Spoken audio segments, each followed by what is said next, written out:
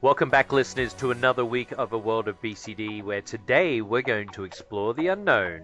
Probably a place where I think that maybe only 5 to 10% of our listener base has actually visited on the ground, smelled the smells, seen the sunlight.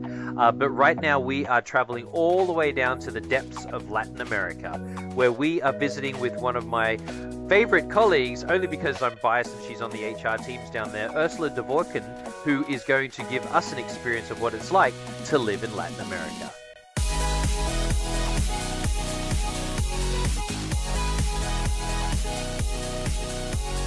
Welcome to the podcast this week, Miss Ursula. It is so good to have you here.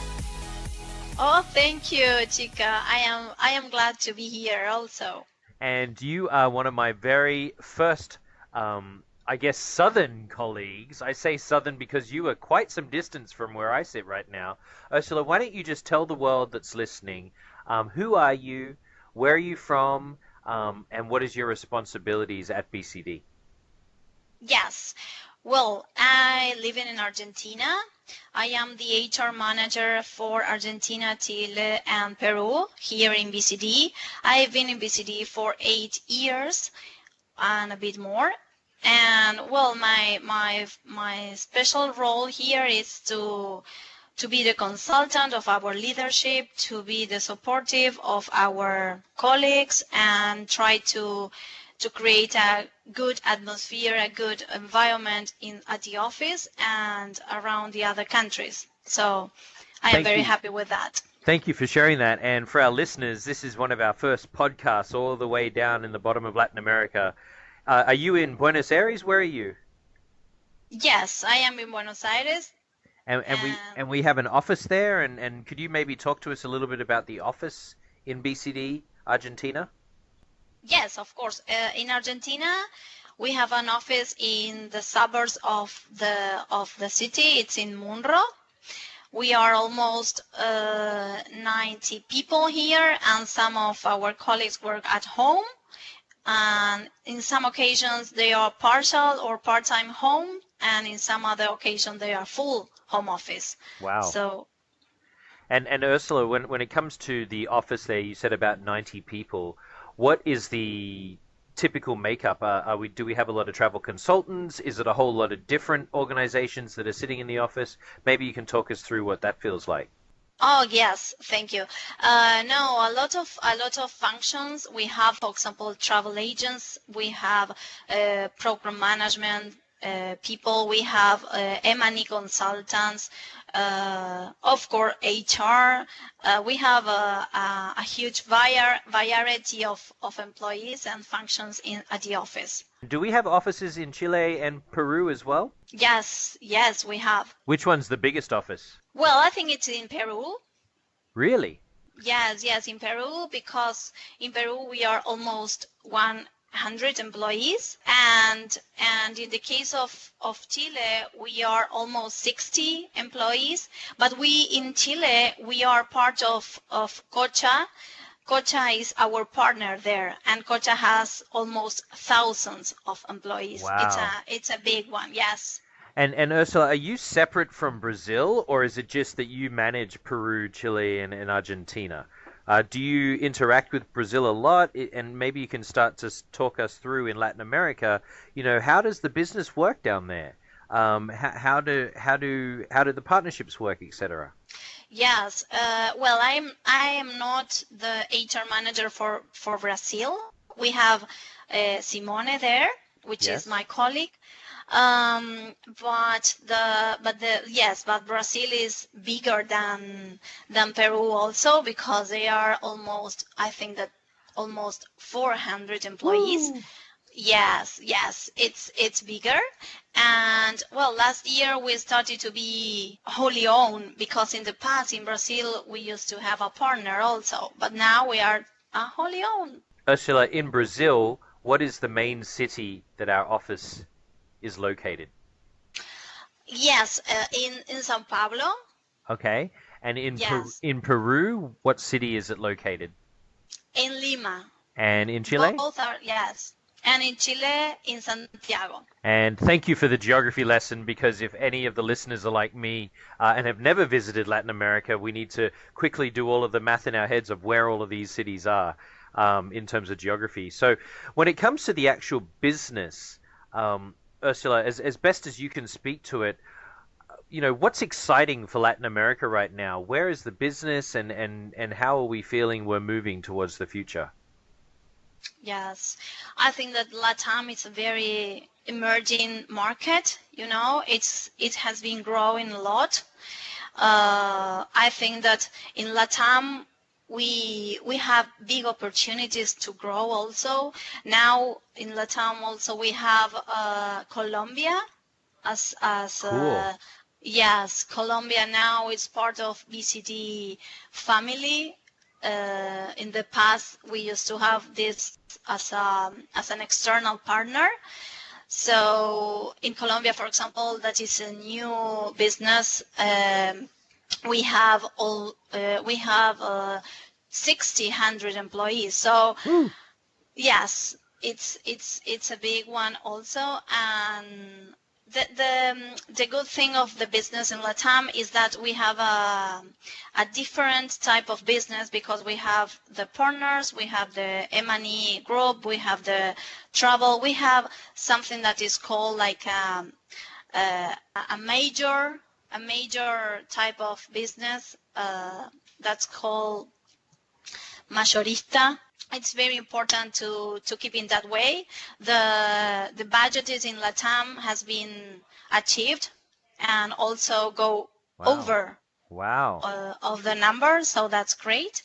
And every year we try to get to we try to be part of the global budget and with good results. That's great to hear.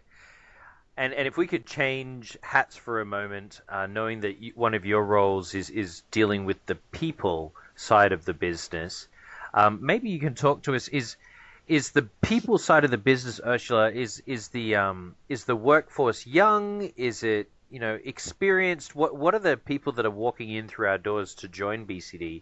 What are their experience levels and maybe demographics?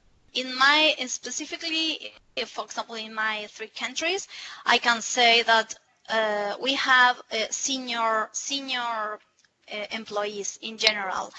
And also our turnover is very low. So maybe at the very beginning they started very young, like millennium, but now they are older. They're seasoned. They're seasoned. Yes. Right. Yes. And what would be their reason for staying at BCD, in your opinion? Why do they continue to stay with our company? I think because of the environment, of the engagement that they have with the company. We are very flexible with their personal problems. For example, we try to get good benefits programs.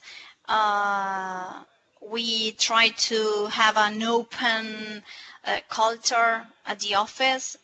And I think that this is some of the most important thing, because money, of course, is important. Sure. But if you do not have the other part, it's not so worth it. It's not worth it. And would I be ignorant to say that we speak a different language in every country in Latin America? Or is the same language spoken between Argentina, Chile, Peru? Except for Brazil, we all speak in Spanish. Okay. And in Brazil, they speak in Portuguese. But they are great. Yes, but they understand Spanish very, very well. I admire about that. I admire them because they understand everything in Spanish. Yes. So last question as we come up on time here, Ursula. You've been speaking about how we've made budget down there, and how that there's an extensive growth going on in Latin America. What are the plans for the future? I mean, I know that you'll be responsible for managing a lot of the people, but from the business perspective, are we just trying to increase our customers down there? What are we trying to do, in your opinion? Yes, well, I think that we are in a good way. We are in good way because we are investing in tools, in online tools, for example. This is some thing that BCD has as a very add valued at the company, and I think that we had to make our clients increase the use of our online tool. That will make the business more efficient and more productive. Also, I understand that maybe business acquisitions around the region could be another possibility. And I think that the technology is crucial for the growth of our business, and I think we are on a good way on that. That's awesome, and we're really excited to continue to hear more about Latin America, and I appreciate your time today, Ursula. Before we leave, I know that many of our listeners perhaps have never actually visited that beautiful continent down there. How long does it take to fly, just to put in perspective, from Argentina, Buenos Aires to Atlanta, for instance? How long is that in the air on a plane? We are far away from anywhere, but yes, but from Atlanta, it's 10 hours. Whew, okay. And then question number 2 I have for you. If we were to visit, I know you may be biased here, Argentina, Chile, or Peru, which one should we go to first? Maybe Peru, because it's near, and then goes down to Chile and then to Argentina, just for air and planning your trip best. Thank you for thinking of us. Thank you for thinking of us. And your favorite local food that we should try when we visit Argentina? La Cabrera. Which is? Which is a steak house, like it's barbecue. A steakhouse. Oh my Yes. goodness. Oh my goodness. And where's the favorite place that you've ever visited of the world outside of Latin America? Outside Latin America, maybe it was Cancun, because I love beaches and sand, and they have the best in Latam for me. Lovely. And how long have you been with BCD now, Ursula? More than 8 years. And because you've been here more than 8 years, and you are a very seasoned professional with a very young mindset, may I say, what is your favorite thing about working at BCD? I love this company for many, many reasons, but especially for the colleagues that I work. All are very professional. The things that BCD is been doing around these years, because every year and every month is a new challenge. Everything is to be done, and for me it's a big opportunity to be part of this trip.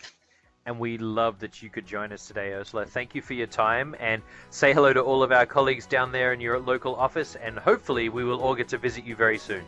Oh, great. Thank you for letting me be part of it, and I really enjoy it. Thank you.